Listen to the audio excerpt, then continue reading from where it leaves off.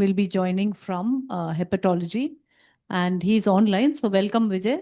And I think, thank you all for joining, and I will request Thangamani to start her presentation, please. Thank you, ma'am.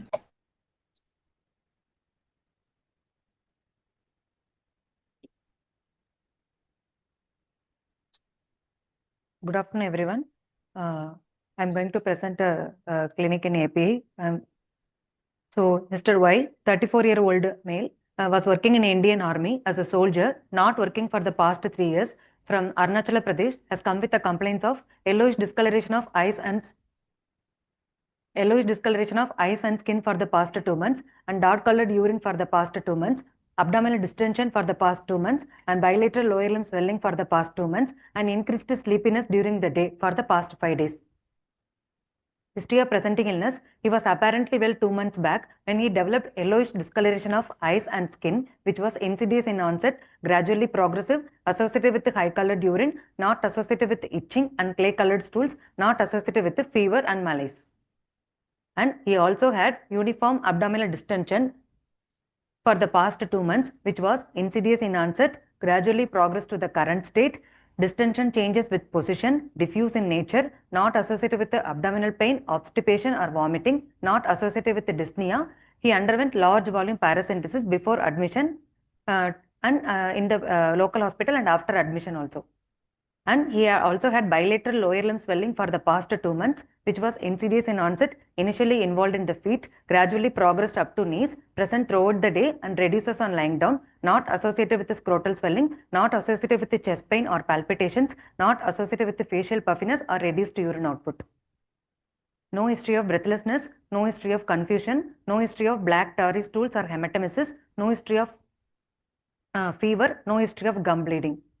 And treatment history: he was evaluated in local hospital in Arunachal Pradesh for the above mentioned complaints. From May 22nd to June 11, he was treated with 3 large volume paracentesis and with tablet spironolactone 50 mg OD and tablet ursodeoxycholic acid 30 mg BD and tablet carvedilol 3.125 mg BD. He was referred here for further management. These are the outside reports he had.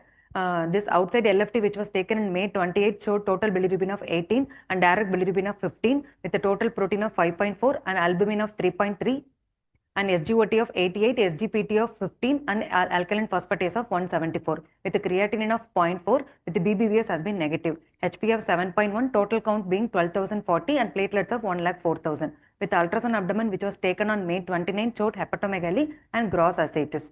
Gastroscopy, which was done in the outside hospital, showed grade 1 esophageal varices.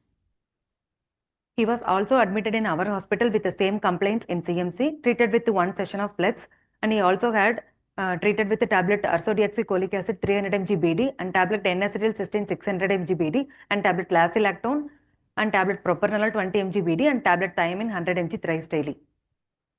Past history: no history of diabetes mellitus, systemic hypertension, heart disease, asthma, tuberculosis, seizure disorder. No history of blood transfusion, tattooing in the past. No history of recent travel. Personal history: he consumes a mixed diet. Appetite decreased for the past 2 months. No known allergies. Sleep: increased sleepiness during the day for the past 5 days. Bowel and bladder habits normal. Passes stools 1 to 2 times a day. Chronic ethanol consumer.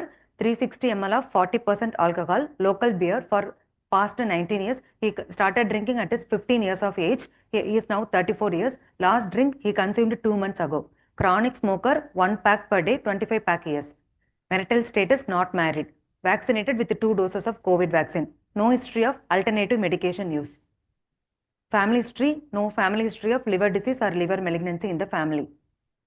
Summary: a 34-year-old chronic ethanol consumer and smoker with no known comorbidities presented with a history of progressive jaundice and abdominal distension and pedal edema for the past 2 months with a prior history of decompensation.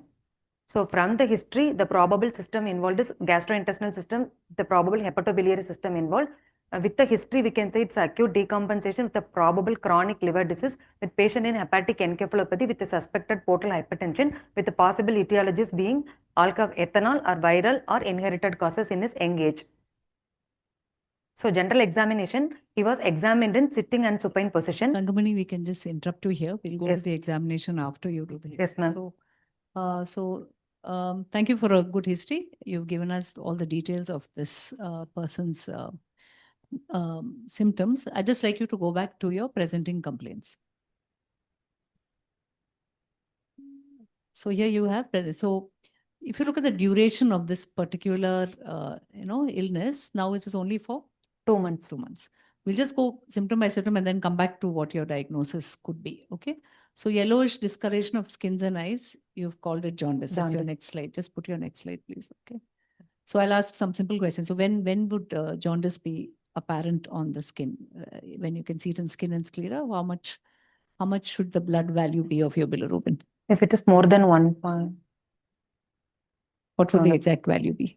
Yeah, so 2. more than 2. So obviously he's got bilirubin, and later we saw that the LFT. So what type of jaundice do you think it is? You've given us the breakdown, but what do you think? What type of jaundice do It's you think? probably conjugated. Sure. Why are you saying that?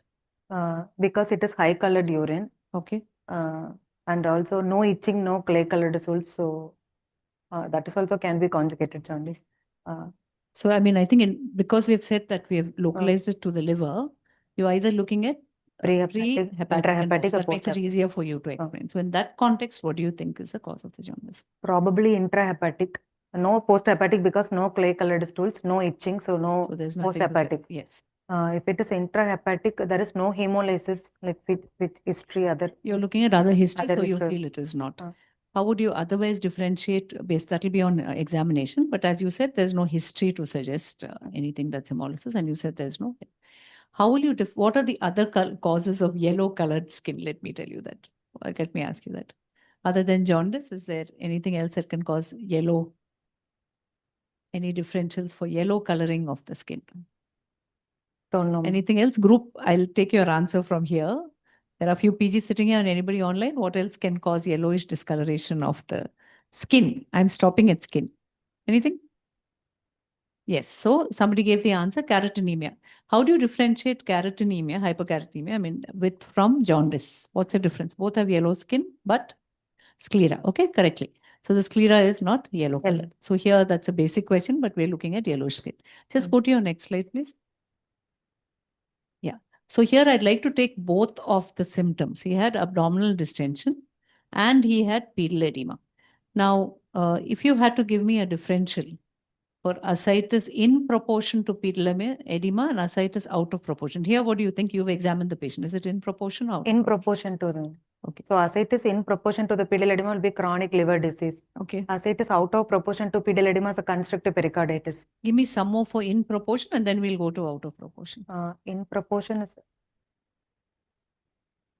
You're right. Think of any other systemic causes also could behave like this. Anything else? Right heart failure. Okay. Budd-Chiari syndrome. What do you think in Budd-Chiari? Right. Of course, there are different types of Budd-Chiari. If Budd-Chiari you're looking at acute, there you may have more what? Which may be out of proportion. Ascites Ascites out of proportion. So that Budd-Chiari comes a little lower down. So anything else for in proportion? So most of the time with systemic causes, when you have renal disease, nephrotic syndrome, you may all have in proportion. Okay. Tell me the out of proportion list. You started with something. You said constrictive pericarditis. Restrictive cardiomyopathy. Okay ಎಲ್ಲಿದ್ದೀರಾ basement ಅಲ್ಲಿ ಇಲ್ಲ ಇದು P G block Please mute. Somebody has left ಅದು their single B H K girls hostel ಇದೆ ಗೊತ್ತಾ ಅಲ್ಲಿ ಅದ್ರ ಹತ್ರ can we please mute the mics? ನಮ್ ರೂಮ್ಮೇಟ್ ಹೇಳ್ತೀನಿ ನಾನು ಹೇಳ್ತೀನಿ ಒಂದು ನಿಮಿಷ ಇದೇ ನಂಬರ್ ಕಾಲ್ ಮಾಡ್ಬೇಕು ಇದೇ ಕಾಲ್ ನಂಬರ್ ಮಾಡ್ತೀನಿ ಓಕೆ ಅಲ್ಲೇ ಸರ್ ಸ್ವಲ್ಪ ಮೈಕ್ ಆಫ್ ಮಾಡ್ತೀರಾ ನೀವು ಮೈಕ್ ಆನ್ ಆಗಿದೆ ಮೈಕ್ ಆಫ್ ಮಾಡ್ತೀರಾ ಇದು ಮೀಟಿಂಗ್ ಆಗ್ತಾ ಇದೆ okay I think I know the language. That was Kannada. Yeah. So please tell us the out of proportion you were telling us.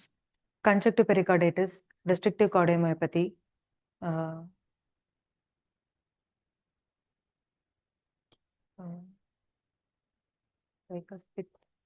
So when you look at infectious and neoplastic causes, where will you put that? Think of which is an infection that can cause ascites. Schistosomiasis. Okay, that's no.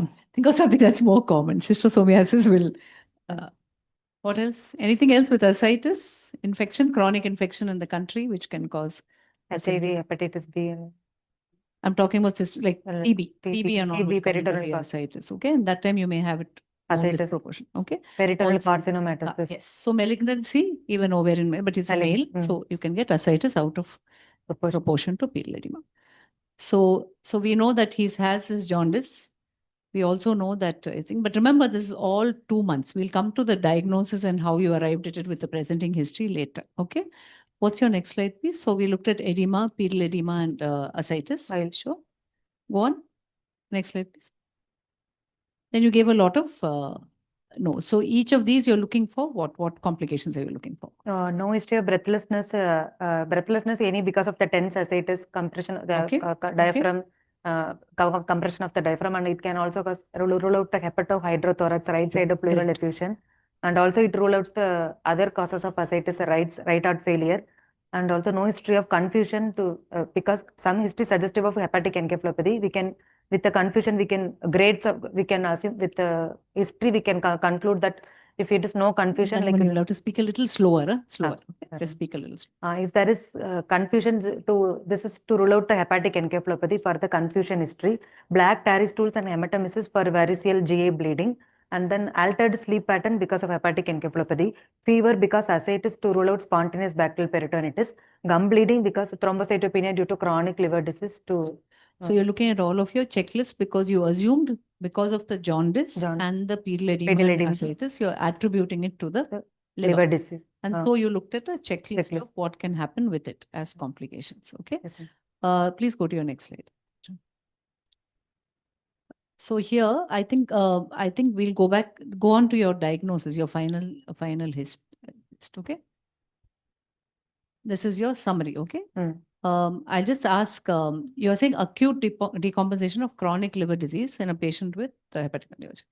Why are you calling it acute decompensation of chronic liver disease? What features does he have to say chronic liver disease? Because he has a jaundice, ascites, because of that, it is because of the acute and hepatic encephalopathy. Hepatic encephalopathy suggests failure, but jaundice, ascites suggest acute decompensation. Sure. So you have two kind of levels. And remember, what was the duration of this particular decompensation? This decompensation for the past 2 months. But he had this 5 days only, he had this altered sleep pattern. This hepatic encephalopathy complaints is 5 days. For that only he has come to the hospital this time. Actually.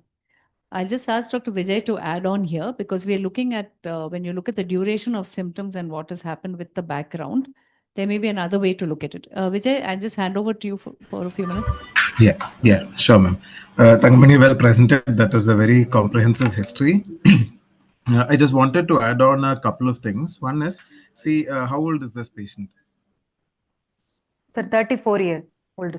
34. So the first clue is there. How often do you come across someone who is 34 who may develop a decompensated liver disease because of alcohol? So that's one peculiar fact here. So I'm not saying that this person does not have chronic liver disease or does not have decompensated cirrhosis. I'm saying that is one.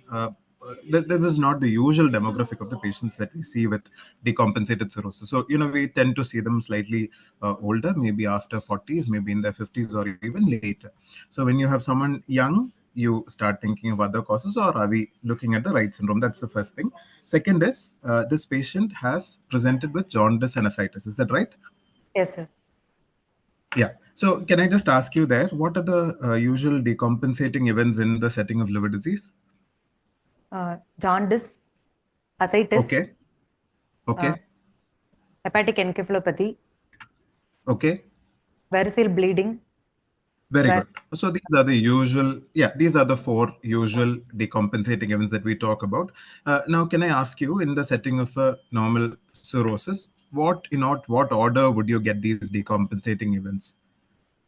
If you can just think about what would come first, and you think about it, would jaundice come first? Would ascites come first?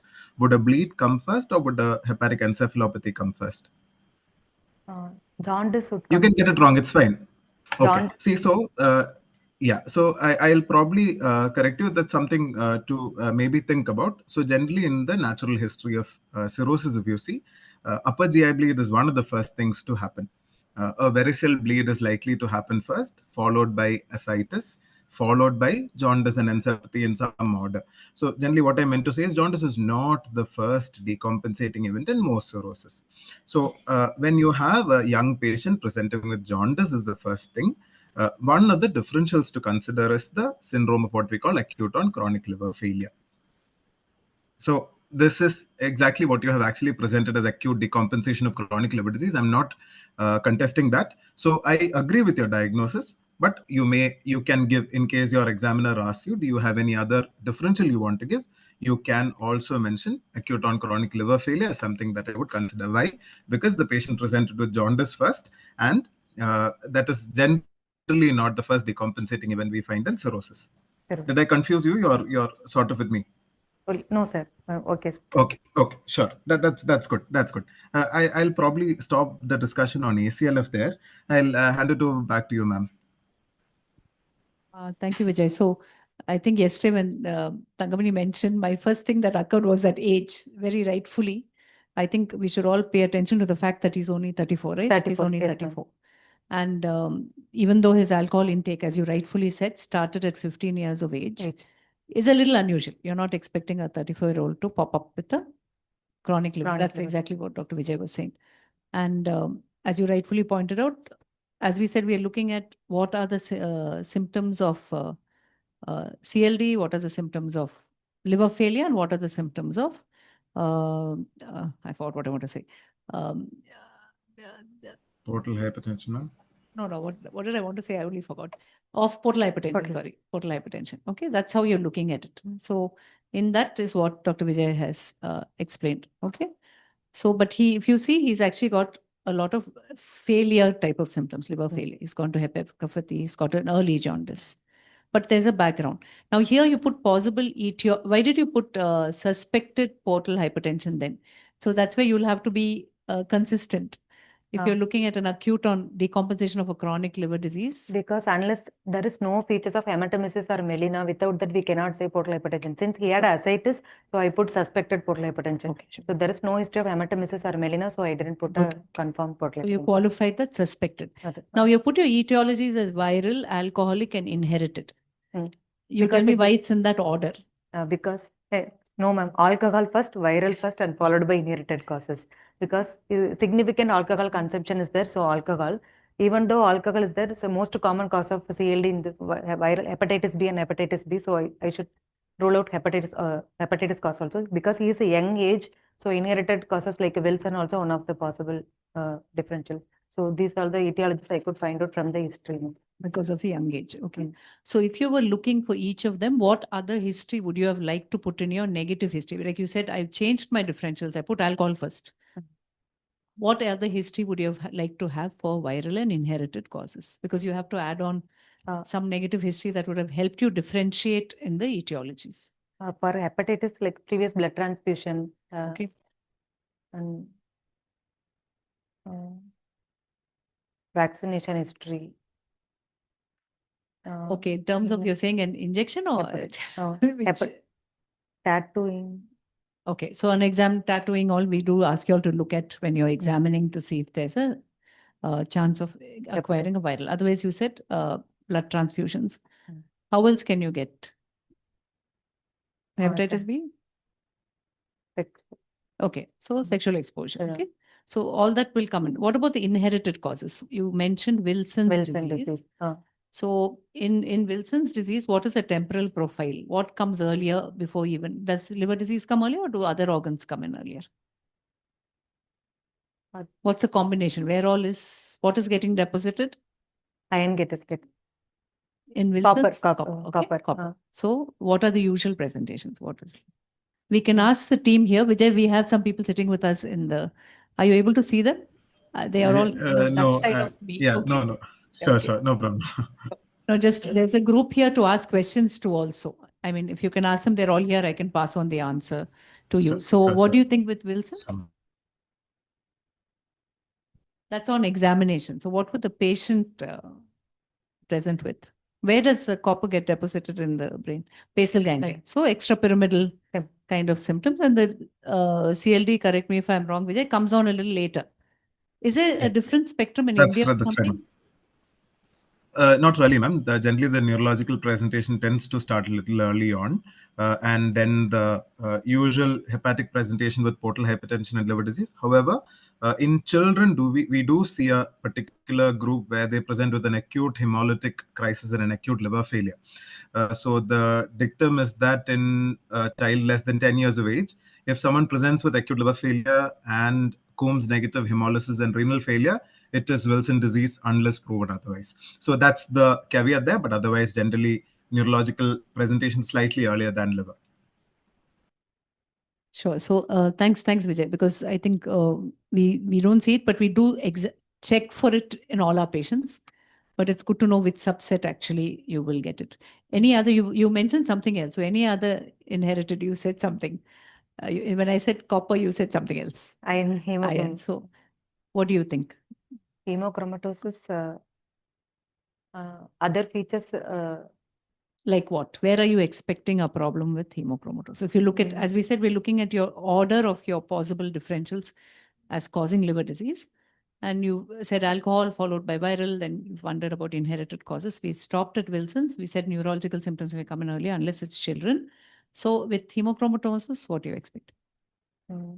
Hypogonadism, cardiovascular. You just speak a little louder, Rajana. Go on. Hypogonadism, but he's not married.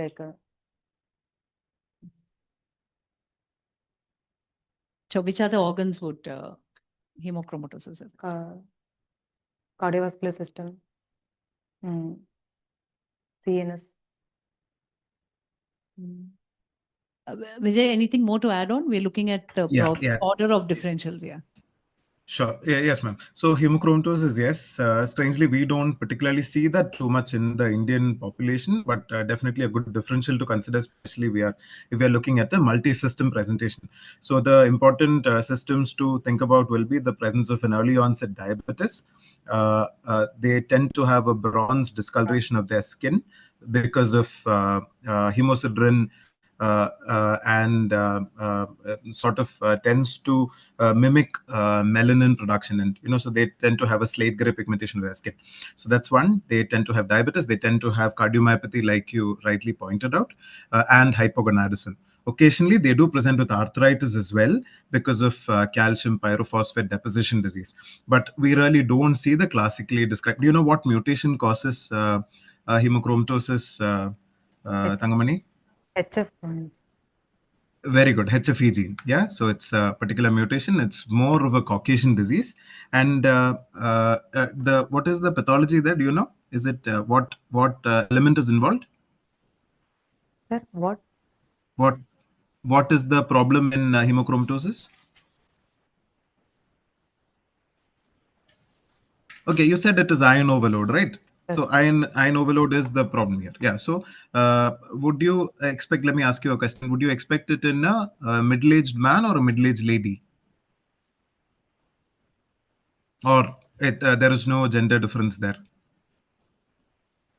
Just in difference of what happens in women and what doesn't happen in men. That's how I'll put it. Right.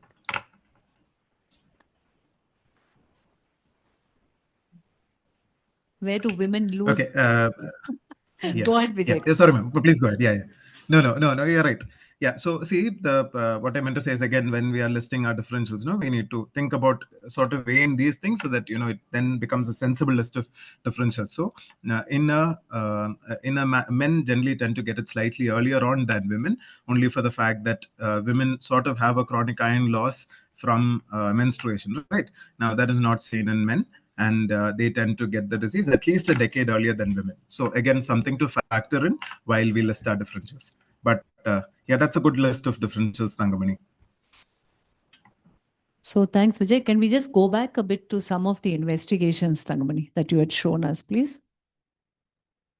So yeah, so here we have, what do you think about the pattern of liver dysfunction? This was in the previous admission, is it? Yes. Yeah. What is a pattern like that? So there he gets a cytic tap, and then he also has Show us the next slide, please. No, the one which was the LFT. So what do you think about the LFT? Yes, So last time I'll- it came, it comes with ascites. Yes, ma'am. No jaundice. I mean, but the beliefs are high. but Last he- time also jaundice, ma'am. Similar presentation. Similar Okay, presentation. sure. But last time no hepatic encephalopathy, this time. So what do you think of that LFT? Because SGOT elevation is more than SGPT, probably ethanol related hepatitis, alcohol related hepatitis pattern. So, and what about the alphas? Alphas also elevated more than 125. Anything to explain it by?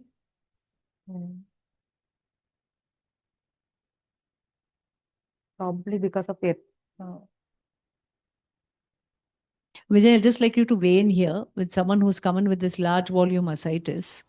The SGOT-PT, would we expect a higher kind of difference, or is this usually a kind of a failing hepatocyte kind of issue? Ma'am, this is probably treatment modified is what I would think. The general pattern of enzymes, he's recently had plex. All of these can sort of probably modify the LFT to a certain extent is what I would think. So generally the normal what we would expect would be, say, the SGOT is, as you rightly pointed out, SGOT will be more than SGPT, but we tend to see them slightly higher. I'm not saying that this is not enough, but we see that somewhere around 100 to 200, and SGPT 15 sounds too normal. We know that PT is not the starkly abnormal value here, but we do see it. It cannot be 50. We generally tend to see it slightly higher. Why is alkaline phosphatase 174? I don't have a very good explanation to describe it, explain it away with obstruction per se, but we do see high bilirubin, which is predominantly direct, and we do see an alkaline phosphatase, which is sort of in and around this in this range in patients with acute on chronic liver failure, decompensated liver disease. So the things to definitely do will be to make sure there is no obstruction, but beyond that, we really may not have to break our heads too much over that alkaline phosphatase.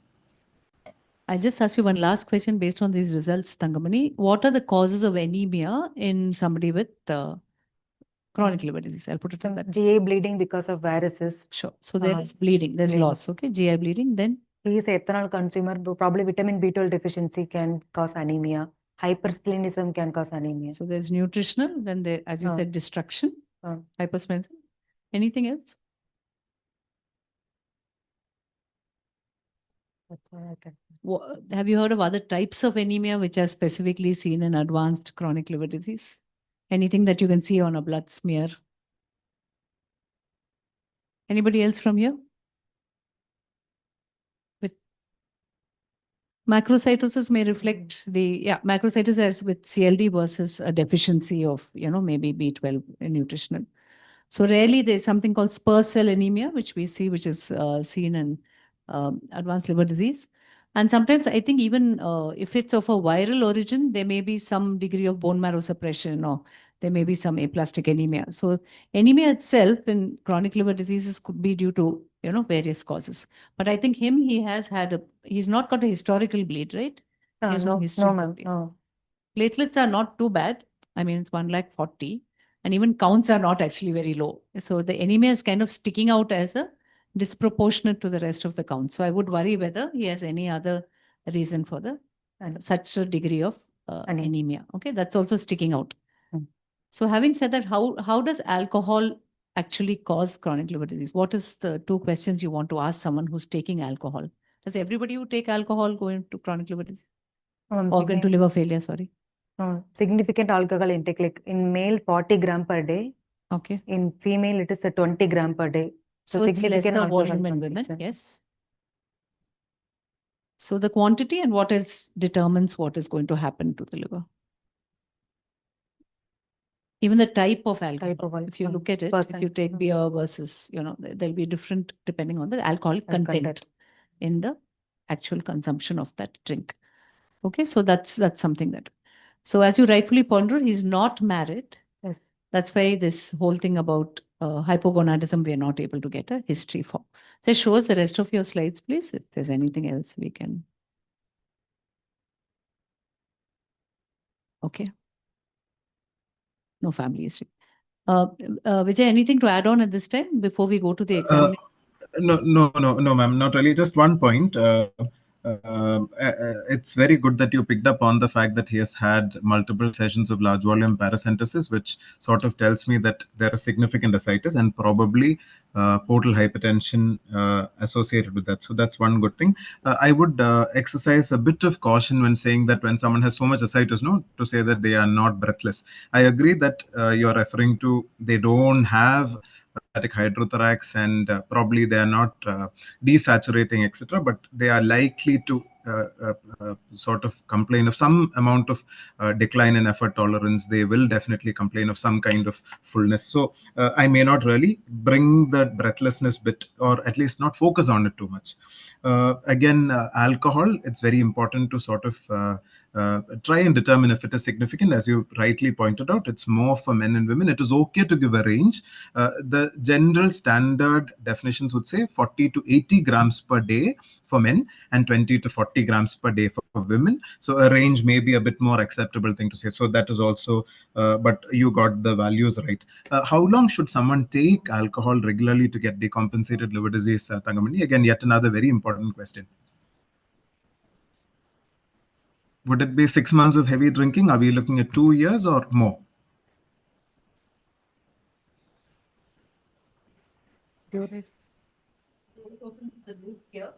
You heard Dr. Vijay. How long?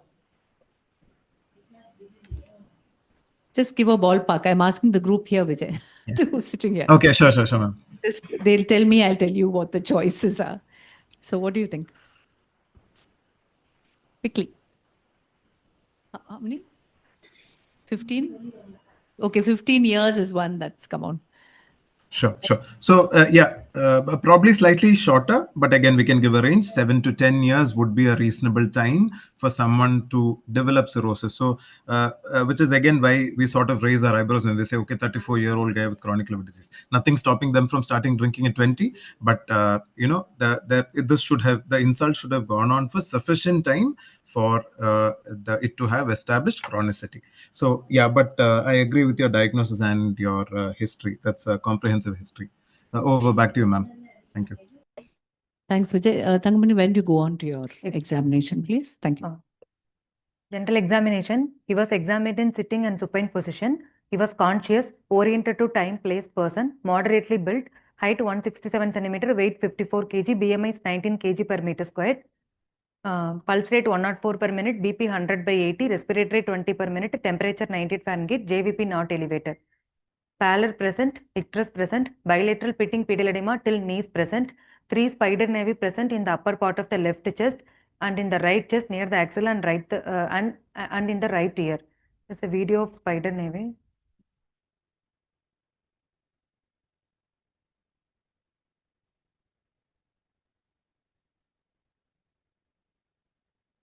Sorry. So 3 spider nevi present, flapping tremors present, no cyanosis, no clubbing, no lymphadenopathy, no alopecia, no fetal hepaticus, no parotid swelling, no gynecomastia, no palmar erythema, no Dupuytren's contracture, no xanthelasma, no petechiae, no purpura, no scratch marks, no other peripheral signs of liver disease. And then no peripheral signs of liver failure present, flaps present, no fetal hepaticus. And peripheral signs of portal hypertension present, there is a dilated veins present over the abdomen. So these are the dilated veins present over the abdomen. And this is the one more spider nevi present in the right ear. So systemic examination, abdomen inspection, abdomen appears uniformly distended with flanks full, umbilicus appears to be displaced downwards and horizontally slit, all quadrants move equally with respiration, dilated veins present over the abdomen, no visible pulsations or peristalsis, no divarication of recti on head raising test, hernial orifices appear normal. And palpation, the abdomen is not warm, not tender, no guarding, no rigidity, abdominal girth 105 centimeter, spino-umbilical distance 20 centimeter on both sides, xipho-umbilical distance is 24 centimeter and distance from the umbilicus to pubic symphysis is 19 centimeter. Directional blood flow in dilated veins upwards, above and below the umbilicus. And liver not palpable, spleen also not palpable, no palpable mass. Percussion, upper border of liver is percussed at right fifth intercostal space along the midclavicular line and full inspiration. Lower border is not palpable because of the tense ascites. Drop space, dull to percussion, fluid thrill present. Auscultation, bowel sounds present, no venous bruit or hum. Other system examination, CNS is awake, it's oriented to time, place, person, flapping tremors present. Cardiovascular system, S1, S2 heard, no murmurs. Respiratory system, bilateral normal vesicular breath sounds heard, no added sounds. So summary, a 34-year-old chronic ethanol consumer and smoker with no known comorbidities presented with a history of progressive jaundice and abdominal distension and pedal edema with a prior history of hospital admission for the similar complaints. On examination, he has signs of liver failure, icterus, ascites, spider nevi and hepatic encephalopathy. So provisional diagnosis is acute decompensation of chronic liver disease with hepatic encephalopathy of grade 2 with possible etiologies being ethanol or viral hepatitis with anemia probably secondary to GI bleed, could be due to variceal bleeding. Since patient has hepatic encephalopathy is acute on chronic liver failure.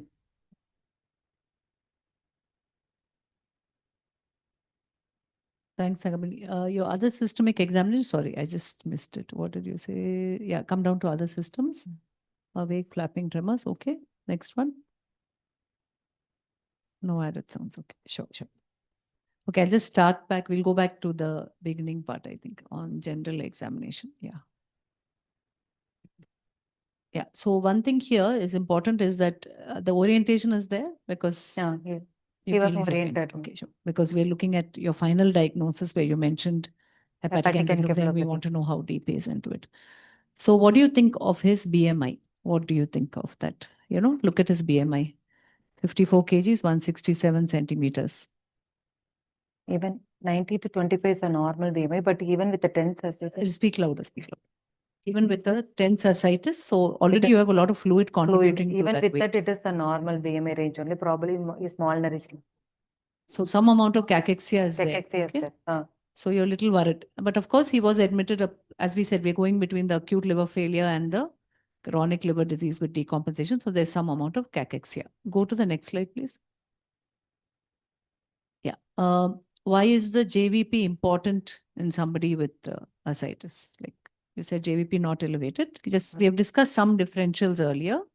Can you just right out, because right heart failure also can cause ascites, jaundice also. Okay. And but remember, the jaundice and right heart failure is usually not so overt as when you have a primary liver disease. Okay. What else? And hepatojugular reflex can be present in the Budd-Chiari, like it can be absent in the Budd-Chiari. So what is that hepatojugular reflux? How will you elicit?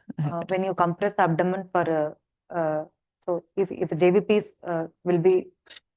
No, think and tell us. Don't worry. No hurry. Because you mentioned it, we are just going through it. So what is a Budd-Chiari? Budd-Chiari is a hepatic vein thrombosis. Sure. So because of the thrombosis, so because of hepatojugular reflex, we have to press the abdomen, so the JVP will be elevated. So because of the thrombosis, it cannot be, that pressure cannot be transmitted because of the thrombosis. So hepatojugular reflex will be absent in Budd-Chiari. Okay. What happens in a normal hepatojugular reflex? People sitting on this side of the... Okay, transient elevation. And then if it's a patient system, it will come down. Okay, so JVP elevation, one is for etiology viewpoint. Second is you're actually trying to look for a hepatojugular reflex and see whether it is there. Your next slide, please. Now you've given us a long list and we decided at the end of our history that it is alcohol related. Okay, maybe. So in ethanol related, which of the peripheral signs are more peculiar to alcohol? In parotid enlargement, suggest ethanol, pinch nose, and then you've given all the list. You tell us from your list only. So parotid enlargement, yes. Anything else? This alopecia, gynecomastia. Would that be particular to alcohol? Particular to alcohol will be parotid swelling and I could find. There's something that you haven't mentioned here. So also that you gave a history of, but you didn't mention here. What is that? People sitting here? Dupuytren's contracture is mentioned here. So that also could be seen more with alcohol disease. Anything else? Go on. You said something. Testicular atrophy. Yeah. So testicular atrophy also sometimes is seen more with alcohol-induced liver disease. Okay. But of course, testicular atrophy, you mentioned it in the context of hemochromatosis, but we can also look at here in the context of alcohol related. Okay. So they are particular. So what did this man have? None of it? He just had He does not have parotid enlargement. He had parotid enlargement. Okay, sure. Vijay, anything to weigh in here so far? Yes, ma'am. Just a couple of questions because we mentioned JVP. Tangamani, in case or any of the other PGs who are there, in case there is an elevated JVP, what all differentials should be running in the back of your mind?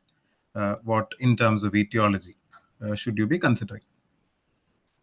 Right heart failure. Okay, so not so I'm saying something that can involve the liver and the heart. So what would your etiologies then include? So you're right, it's right heart failure. Yeah, but Tricuspid stenosis. tricuspid stenosis. Is it stenosis or regurgitation that Regurgitation. regurgitation? No? Regurgitation. Okay, yeah, but we'll leave TR for now. But otherwise, anything in particular in etiology per se that can involve the liver and the heart? Constrictive pericarditis. We in fact Restrictive. okay. Yeah, no. So what you're saying is okay. So I'll probably we discussed it a little while ago. We said dilated cardiomyopathy can be a part of it. So hemochromatosis is one of those differences we're going to consider if you have an elevated JVP and a liver presentation. The other thing would be a cirrhotic cardiomyopathy itself. A long-standing cirrhosis tends to involve the heart as well, and then you call it the cirrhotic cardiomyopathy. In terms of two other, not a very common diagnosis, but etiologies we need to consider. One would be sarcoidosis, and second would be amyloidosis. Both are infiltrative disorders, both the liver and the heart. So, good differentials to consider, especially if the examiner is going to ask you, okay, I have liver disease or portal hypertension as my presentation, and my JVP is elevated. What would I consider? So, these are a few things to consider. Like you rightly pointed out, in Budd-Chiari syndrome, you will have an absent hepatojugular reflux, and if you have a well-sustained hepatojugular reflux, you would think about incipient right heart failure. So you will have the reflux sort of staying on, and the JVP becomes more prominent for more than 10 seconds, if I'm not wrong. I will. What is Dupuytren's contracture? Because we mentioned it. What is it that we are examining for? The contracture of the palmar aponeurosis. That's a thickening of the palmar aponeurosis. And when you, no, you're right. And when you examine, you will see that actually the ring finger may be slightly earlier involved than the little finger. Though we tend to think that it may be the little finger that's involved first. Yeah, we'll probably move on. Thanks, ma'am. So just one thing to add on is if you look at alcohol itself, can it do involve cardia and liver? Yes, ma'am. Dilated cardiomyopathy can. Yeah. So one of the direct, like a toxin effect to the heart, and you can have a dilated cardiomyopathy with. But of course, the symptoms of the cardiac failure will also be overt. It won't be like something like this patient has. Okay. So if you look at spider nevi, if you have many spider nevi, what are you worried about? Can it indicate something, a risk for something that is related to chronic liver disease complications? The more the spider nevi, the bigger they are. Increased chances of? More than 5 means it is poor. You're saying in terms of you can get spider nevi in other conditions. That's how you're saying it. No, you can get it in other conditions. So I don't, Vijay, you can correct me if I'm wrong. There was this thing about more indicating of a chance of a variceal bleed. If there is many more large spider nevi, it could indicate a more increased risk of variceal bleeding. Yeah, that's probably true, ma'am. Though we may not really see that in real life, but that's actually probably a true statement. Something that's recorded. Okay, sure. Yeah. So we'll go ahead, just go through your slides again. And of course, guys, you all know that you have to know the why of all of the peripheral signs of liver disease. Why does it happen? Second thing is also that what are the other differential diseases in which you can get, like Dupuytren's can be seen with other diseases. Spider nevi can be seen with other diseases. Those are some things that you'll have to know. Flap present, no fetor hepaticus, and you said peripheral signs were dilated veins. How would you examine for dilated veins actually? We have to examine the standing position, but this patient, because of the excessive tiredness, he was not able to stand. But ideally, we should examine in the standing position for dilated veins. What is Harvey's sign?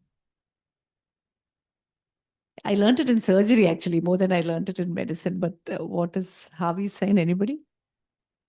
So basically, when looking for direction of flow, you kind of put your fingers over vein and then you milk it, and then you need to see which direction. So Harvey's sign is when you're trying to elicit the direction of flow. At least that's what I remember from my old knowledge, but Harvey's sign is something that now something I was a bit worried about the direction. You said something about the direction of the flow, which kind of confused me a bit. So flanks are full, they're dilated. That's okay. Yeah. Upwards, ma'am. Upwards, above and below the umbilicus. Umbilicus. So where do you think, what is the direction of the flow? Above the umbilicus, it is, what do you expect in a caput? IVC obstruction, like above the umbilicus, also in the dilated veins, I checked the direction of flow, it was upwards. Okay. And below the umbilicus, the dilated veins, I have checked the direction of flow, it was upwards. What normally happens, everybody? It's away from the umbilicus going thing. So I'm a little worried with that, the direction of the flow. Of course, I apologize, I've not seen the patient personally. But the direction of the flow, if you're going to say it's because you've said suggestive of portal hypertension. In just the previous slide, it's going to be above the umbilicus is going to be upwards and below the umbilicus it's going to be downwards. And that's how you differentiate it from an IVC obstruction. Actually. So I'm a little bit of an outlier. So you'll have to be internally consistent. If you're going to say this and say portal hypertension, I would go back and check the flow. Okay. But having said that, as you said, this patient was lying down. There were different reasons. How does the displacement of umbilicus downwards, how does those distances help you? You put a xiphoumbilical distance and a distance from umbilicus to pubic symphysis. How does it help? It's suggesting the displacement of the umbilicus downwards. Tense ascites, it could indicate. Anything that could cause it to move upwards? Any mass in the... Yeah, so you're classically seeing it with pelvic malignancies and, with women, you could get it. If the mass is so large, then they could push up the umbilicus upwards. Okay. Now, how much of fluid do you need? I think you said you had shifting dullness or you had just a fluid? Fluid thrill, ma'am, no shifting dullness. So how much fluid do you think is? 1.2 liters for the fluid thrill, 1.5 liter for shifting dullness. Okay, so we know that it's a massive ascites and he's had this massive ascites before. Okay. Vijay, anything to add on at this minute? I'm a little unsure of the volume, so it may, I think around 500 ml, we may be able to elicit shifting dullness, but maybe we all need to go back and look at that. Even I'm not sure of that number. You're right. Offhand. So shifting dullness, maybe it's, even 500 to 1, and then 1.5 to 2 would be the fluid thrill. Tense ascites. Yeah, but otherwise, it's important that we are internally consistent and this direction of flow. Having said that, this patient was not examined in standing position. So let's assume there was some fallacy in that as well. I just wanted to ask Thangamani, where all would you examine for veins in a patient with ascites? For veins, for dilated veins. Lateral side of the chest wall, the SVC obstruction we can see. Yeah, no, so the answer I'm looking for is back veins actually, again for rolling out Budd-Chiari syndrome. So in fact, if you have you have significant ascites, you are sort of diagnosing liver syndrome, and you have back veins, and you have the description that you've given. Say you have features of an IVC obstruction, then I'm probably going to think Budd-Chiari syndrome here. So that then sort of checks all your boxes and makes your diagnosis right. So what I meant to say is, when you are looking at anterior abdominal wall as well, make sure you look at the lateral aspect and the back veins as well, just to be sure we're not missing. Yeah, we're not missing veins in Budd-Chiari syndrome. Yeah, back to you, ma'am. I think the only thing that sticks out a bit here again, you don't have a palpable spleen. Remember, we were talking about chronic liver disease versus a liver failure, and in the original part of your mind. So the spleen, you felt it was not. And also on percussion? Drop space was dull, ma'am, but the spleen was not palpable. So the drop space was dull. Because just that it should match again with your diagnosis when you come up. Because you have ascites, you have shrunken liver exactly was not elicited. Because lower border of the liver I couldn't palpate. Upper border, the right was in fifth space. Okay, sure. Just go to your next slide, please. So drop space was dull to percussion. What is your borders? I'm just going to ask an easy question of your drop space. Drop space, superiorly it is sixth rib, inferiorly left costal margin, medially left sternal border, laterally anterior axillary line, left anterior axillary line. Okay. I mean, I think within the landmarks, some people mention different landmarks, but it's about the same space. When all will you get a dull to percussion drop space?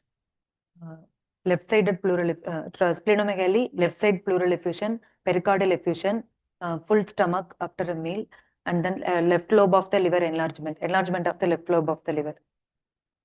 Pericardial effusion, I'm not too sure whether it cause a drop space dullness unless it's very massive. It's pleural for sure. Okay. And you've mentioned all of the other reasons for drop space dullness. Just go on to your next slide, please. Yeah. So is that, I'll just ask you, what is that named?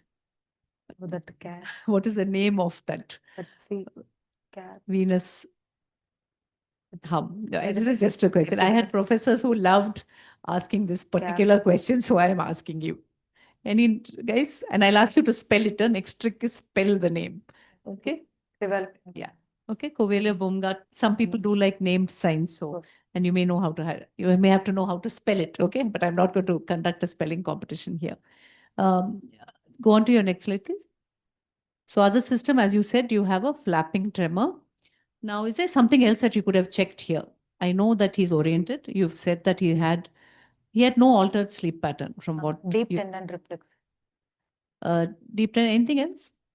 Vijay, Tangamani mentioned deep tendon reflex. I said anything else in the CNS examination that will help you kind of, because you're pushing for a hepatic encephalopathy. In fact, put it in your final diagnosis. Anything else that you could do? Bedside test?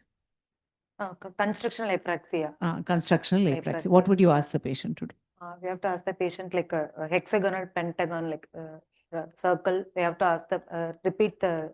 They won't be able to do that. Also. So a star is the easiest. Distorted. Okay, most people know how to draw a star. It will be distorted or incompleted. Actually, I have did the test, like, but I forgot her. Okay, she's done the star. She forgot to put it there. How was the star? You tell us. He was not able to complete. It was distorted.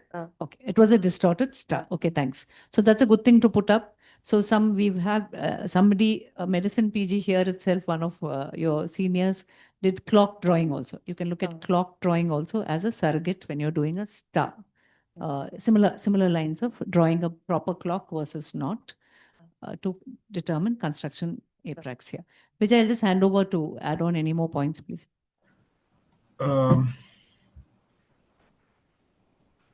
Nothing really, ma'am. I just no, not at this point. We'll move on to the next slide, ma'am.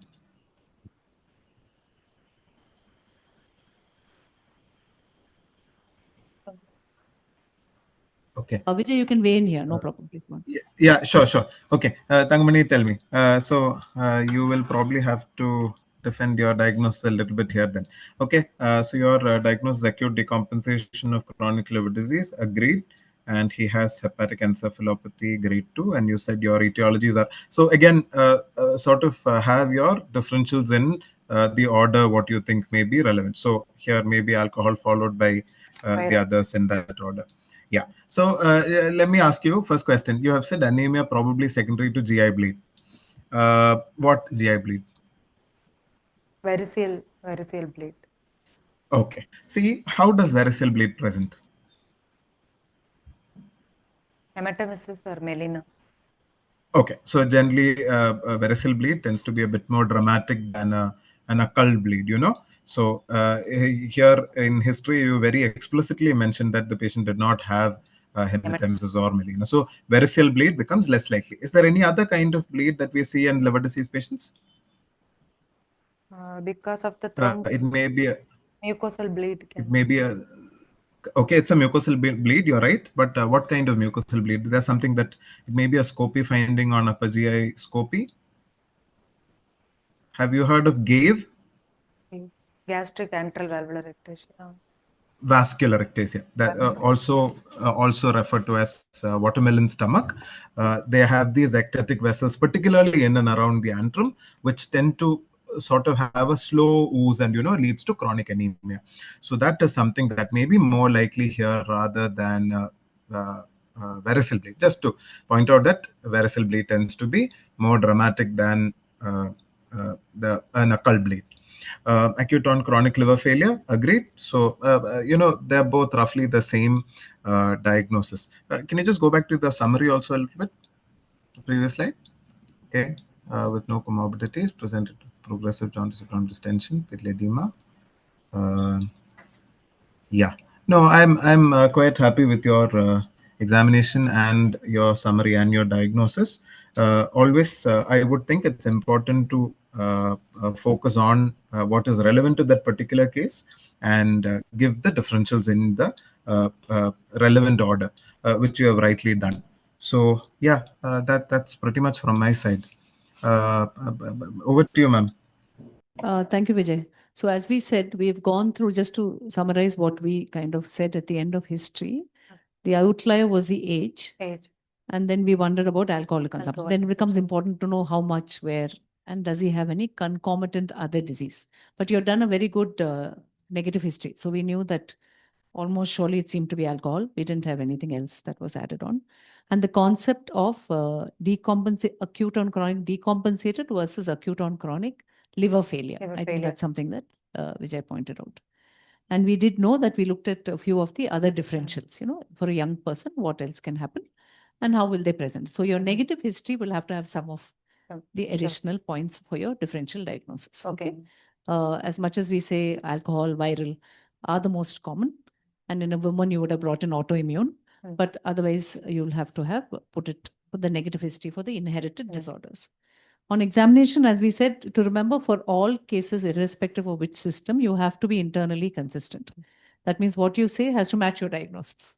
So that at every step, general examination, you're going step by step and making sure that if anything is an outlier, you'll come back and check it. You'll say, hey, that doesn't make sense. Or is there an alternative diagnosis which I didn't consider? We also looked at involvement of cardiac and liver. What are the differentials? And that was some of the differentials you said in history also. And finally, on examination, we said we look for features of chronic liver disease, we look for features of hepatic failure, and we look for features of portal hypertension. And then you put it together for the diagnosis you have. I would agree with Vijay that you just put your differentials in the right order, because sometimes in an exam, things go up and down. But even for a patient, it's good to put it in the right order so that you investigate correctly. Otherwise, we end up spending too much money. The other thing on investigation that was a little out is his anemia was a bit disproportionate to his counts, and we said his LFT may have been treatment modified. Okay. So that was just that anemia was kind of sticking out. And so that may have contributed to a symptom that he didn't complain about. Dyspnea, tensositis could have been both anemia and dyspnea. But finally, I think we all came down to agreeing with what you had presented for a diagnosis, keeping in mind the differentials. So anybody here wants to add on anything? Otherwise, we are kind of 2:31. We have crossed 1 minute over the time that we're supposed to finish. Any other questions? Anything to ask, Dr. Vijay? From the pure liver point of view? Okay. Thank you so much, Vijay, because it was, I learn also when I listen. So thank you so much for all your contributions. Thank you, ma'am. Thank you for having me. He's in the middle of OPD, so I think he needs a bigger appreciation. So thanks for joining us. And Thangamani, thank you so much. Thank you, ma'am. Thank you, sir. Thank you, ma'am. Thanks for presenting You're getting a clap. I think Thangamani is getting the clap or you're getting it. I'm not sure. Anyway. Thank you, sir. Thank you so much. Thanks for joining. Thanks everybody who joined online. Is there any questions to Thangamani from online, please? Anybody who's watching online?